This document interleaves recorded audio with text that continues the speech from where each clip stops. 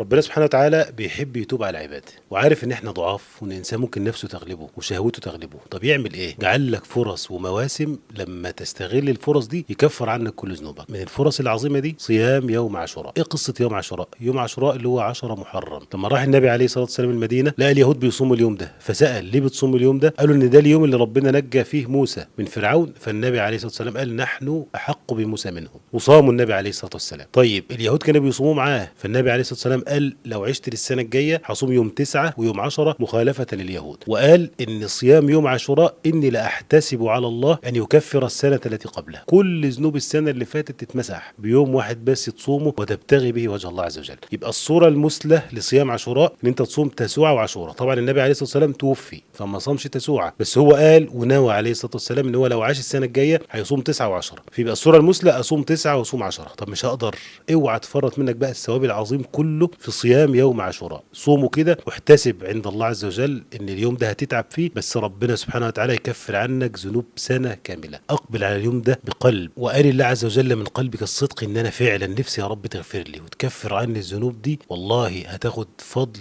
كبير من الله عز وجل.